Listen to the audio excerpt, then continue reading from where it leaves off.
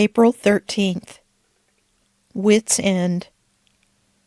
Lying awake in the middle of the night, fear slashed at my heart, carving out any courage remaining.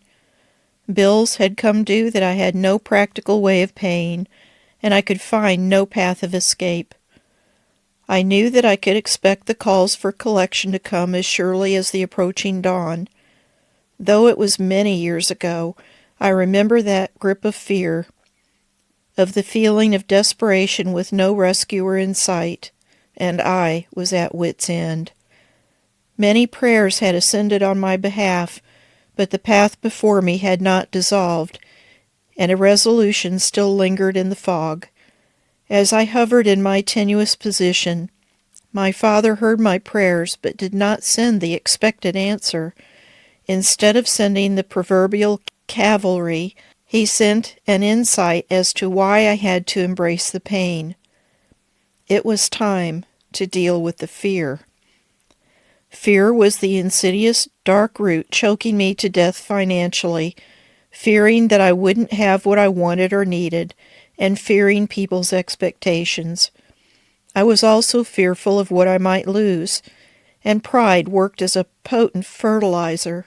I had to re-examine the level of trust I had with my Heavenly Father, and when it came to my finances, my trust was like a vapor gone with the morning sun. I knew what the answer was. It all boiled down to training myself to trust God with all my wants and needs. Slowly, I worked my way out of debt, learned to save more, and trained myself to be less focused on possessions.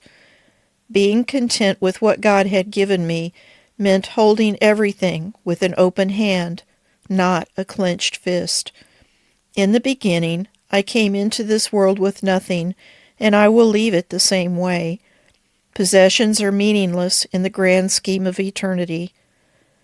That was the point Jesus was making in Hebrews 13:5. Keep yourselves free from the love of money and be content with what you have, because God has said, "Never will I leave you, never will I forsake you." I did not need to worry or fear, but trust in the one who will never leave me. Who I need far outweighs what I need. I weathered the crisis, and God set my feet on solid ground. I learned to trust His principles of money, and I have lived on less.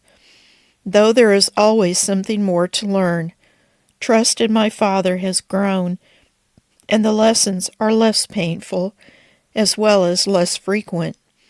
His purpose is never to deprive us, but always to bless us. Trusting Him, the stress is removed, and the peace prevails. My Father is faithful, sleep is peaceful, and I find myself rarely at wit's end. Hebrews 13:6.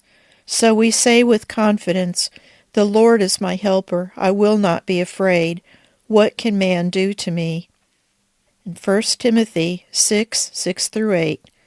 But godliness with contentment is great gain. For we brought nothing into the world, and we will take nothing out of it. But if we have food and clothing, we will be content with that.